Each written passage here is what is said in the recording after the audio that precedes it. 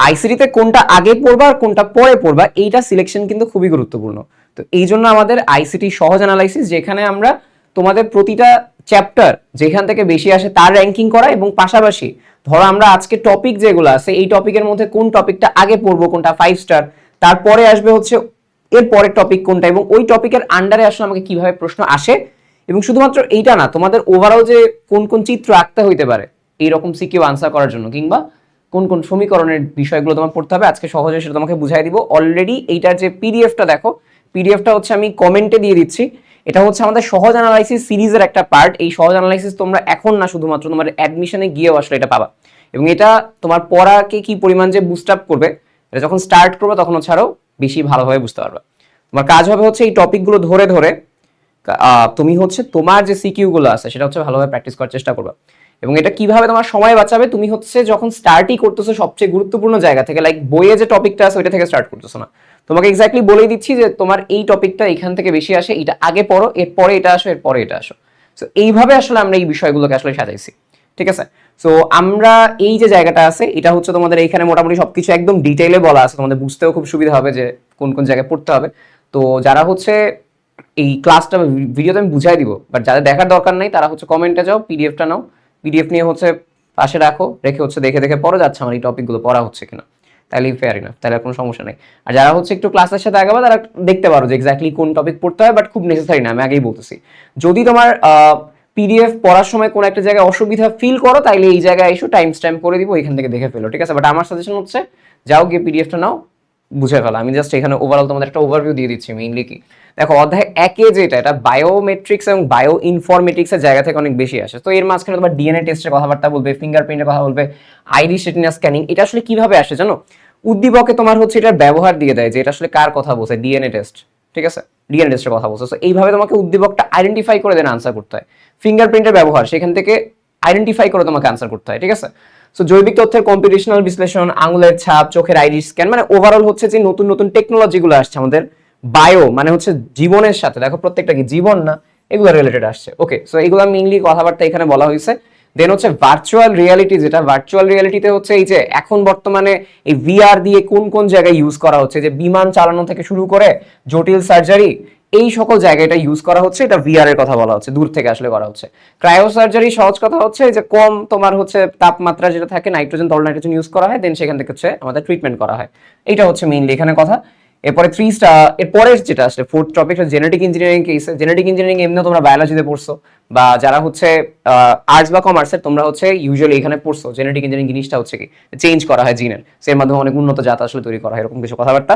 কৃত্রিম বুদ্ধিমত্তা বা রোবোটিক্স যেটা, সো এই যে বর্তমানে যে এআই, কৃত্রিম বুদ্ধিমত্তা বা রোবোটিক্স এর মাধ্যমে কি করা হচ্ছে, স্বয়ংক্রিয় উৎপাদন, অগ্নি নির্বাপন, এই যে রোবটের ব্যবহারগুলো আছে, রোবটের 3টা মূল নিয়ম, কি কি নিয়ম আছে সেগুলো তোমাদের এখানে এক্সপ্লেইন করতে হবে। এই অধ্যায়টা পুরোটা তাত্ত্বিক বেসিসে, জাস্ট আইডেন্টিফাই করতে হয় তোমাকে। উদ্দীপকে কিছু একটা দেয়া থাকে যে একটা তো মানে ঠান্ডা পদ্ধতিতে চিকিৎসা করা হচ্ছে, এরপরে তুমি চিন্তা করলে এটা ক্রায়ো সার্জারি, এরপরে তার কি বলে গুরুত্ব, তাৎপর্য, অপরিসীম, এগুলো লেখা শুরু করলে, তাই না? একটু ভালোভাবে লিখবা আর কি এগুলো, ঠিক আছে। তাত্ত্বিক তো, তাত্ত্বিকটা প্রপারলি না লিখলে কিন্তু নাম্বার কম দেয় এই অধ্যায়টায়। ন্যানো টেকনোলজি, আচ্ছা।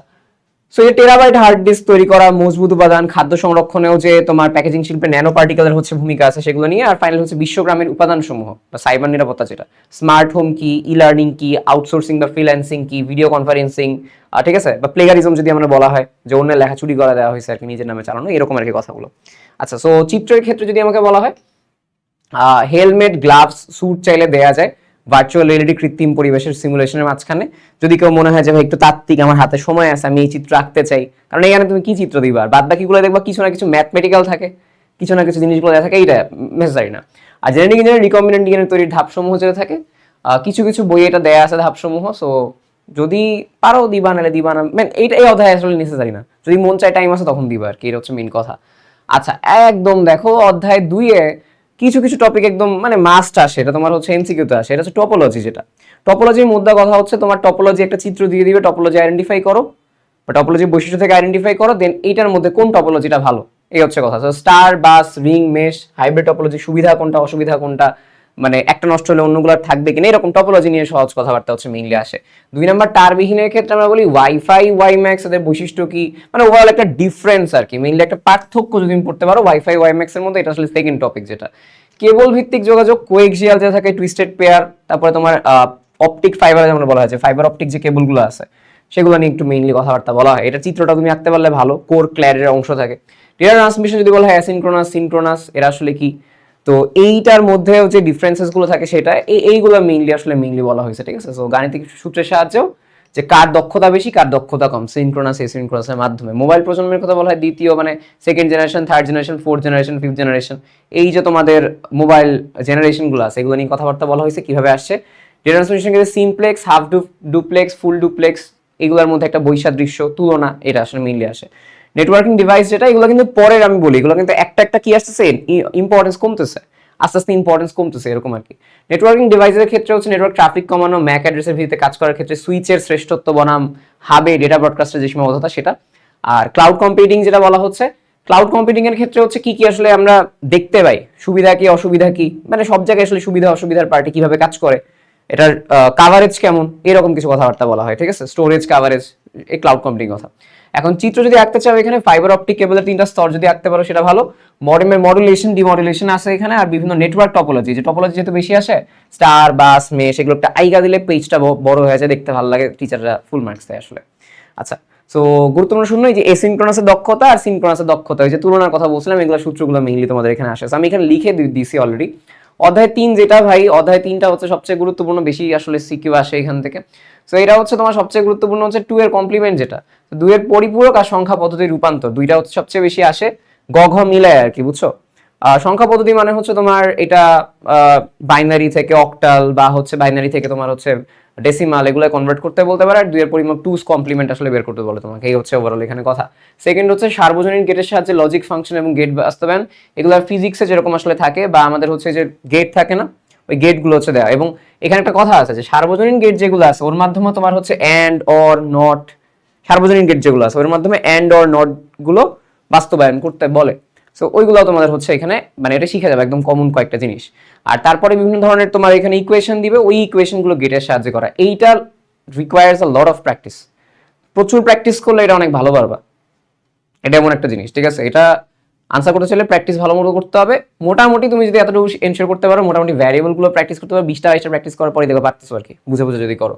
তো সত্যক সারণী থাকে, ডি মর্গানের উপপাদ্য প্রমাণ করা, তারপরে এই যে ন্যান্ড বা নর দ্বারা তুমি হচ্ছে অন্যান্য যেগুলা জটিল সমীকরণ বাস্তবায়ন করা। হাফ অ্যাডার ফুল অ্যাডারের কিছু কোয়েশ্চেন আসলে মেইনলি এখানে আসে, যে হাফ অ্যাডার ফুল অ্যাডারের সমীকরণ, দুইটা হাফ অ্যাডারের সাথে একটা ফুল অ্যাডার তুমি বাস্তবায়ন করবা, কিভাবে করবা।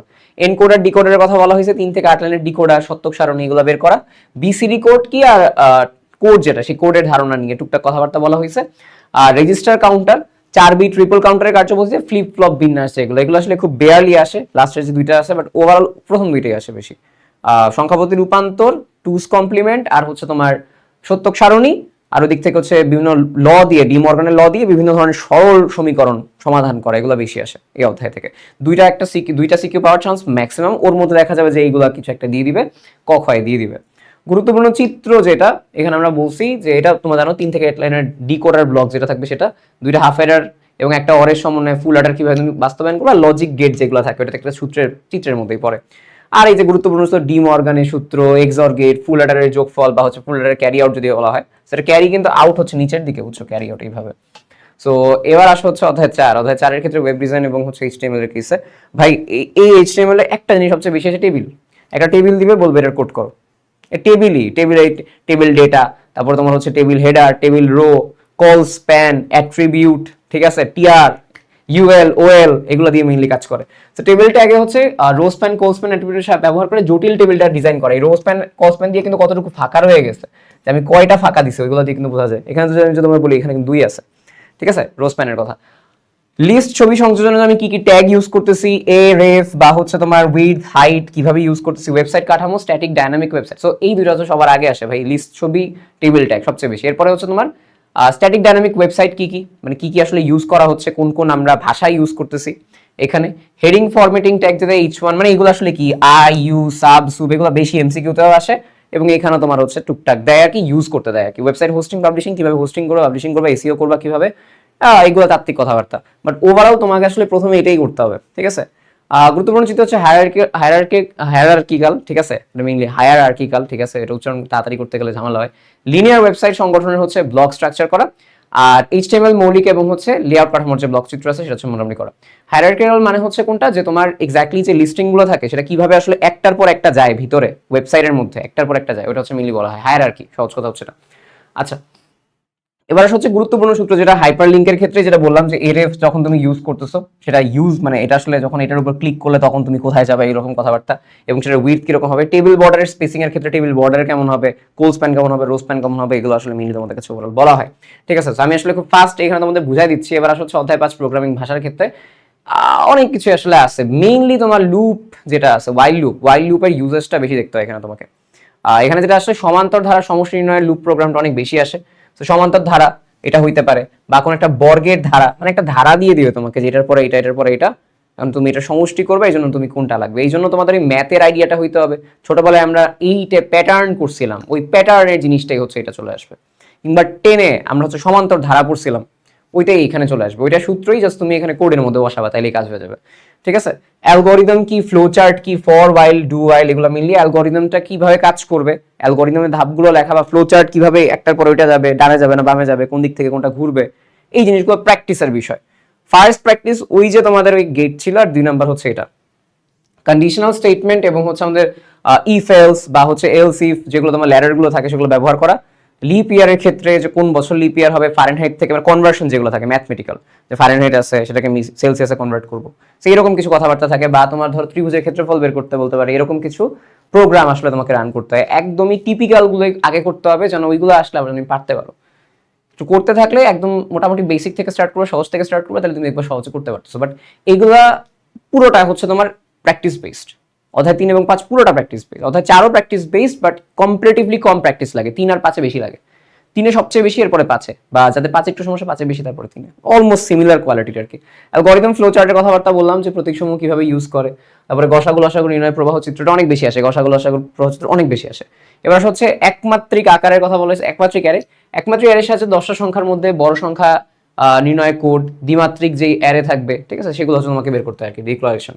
আচ্ছা, এবার হচ্ছে অনুবাদক সফটওয়্যার, সি ভাষার বেদিকে, এগুলা ভাই একদম মানে তাত্ত্বিক কথাবার্তা, যে কম্পাইলার কি, ইন্টারপ্রেটার কি, সুবিধা কি, অসুবিধা কি, এগুলো নিয়ে তোমার টুকটাক কথাবার্তা বলতে হয়। ঠিক আছে, সি ভাষায় ধ্রুবক কোনটা, চলক কোনটা, ধ্রুবক কি চলক কি, ভাই এগুলা ইউজুয়ালি আগে থেকে তোমাকে স্টেটমেন্ট দিয়ে রাখতে হয় যে এটা ধ্রুবক, এর একটা কনস্ট্যান্ট আছে। আর চলক বলতে যেগুলো আসলে আমি নিচ্ছি আর কি, তাই না, আমার হচ্ছে যে ইউজারের কাছ থেকে যেটা নিচ্ছি, সেগুলো আসলে ওভারঅল এখানে কথাবার্তা বলা হয়। প্রোগ্রাম তৈরি ধাপসমূহ, সমস্যা, ডিজাইন, কোডিং, ডকুমেন্ট, এগুলা তাত্ত্বিক কথাবার্তা, যে কি কি সমস্যা হতে পারে, কি কি তোমার বাগ থাকতে পারে, এরর থাকতে পারে, এরকম কিছু কথাবার্তা বলা হয়। গুরুত্বপূর্ণ চিত্রের ক্ষেত্রে ফ্লো চার্টটা ইউজ করা, লিপিয়ার বা যদি আমাকে বলা হয় লিপিয়ার জিনিস, এবং হচ্ছে গসাগু নির্ণয়ের যেই প্রাধান্য আছে, প্রামাণ্য আছে, সেই প্রামাণ্য হচ্ছে তোমাদের ফ্লো চার্টগুলো এখানে ওভারঅল আঁকা। গুরুত্বপূর্ণ সূত্রের ক্ষেত্রে যদি তোমাকে বলি, এই ফারেনহাইট আছে, ত্রিভুজ আছে, লিপিয়ার শর্ত, এগুলো মিল কিছু শর্তের কিছু আছে, প্র্যাকটিস করতে হবে। এগুলো বাদেও হচ্ছে আসতে পারে, এগুলো বেশি আসে দেখে আমি তোমাকে বলে দিছি। কি ফিল্ড, রিলেশনাল ডেটাবেস যেগুলো থাকে, এখানে মিলি রিলেশনাল ডেটাবেসটা বেশি আসে। ঠিক আছে, সো 1 to 1 বা হচ্ছে 1 to many রিলেশন যেটা থাকবে, তোমাকে আসলে ডেটা দিয়ে বলবে যে এখানে কোন কোন রিলেশন আছে। সো রিলেশনাল ডেটাবেসগুলো তোমাকে তৈরি করতে হয়।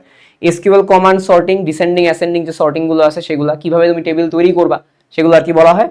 কম্পোজিট, প্রাইমারি এবং কি তোমার হচ্ছে ডেটা টাইপ যেগুলো আছে, সেগুলো এখানে তোমার দেয়া আছে অলরেডি এখানে, যে একাধিক ফিল্ড মিলে কিভাবে কম্পোজিট কি আসবে, টেক্সট, ইন্টিজার, নিউমেরিক বা ব্লক টাইপের ডেটা কি কি বৈশিষ্ট্য তুমি এখানে পাবা, এগুলো হচ্ছে টুকটাক বলা হয়েছে।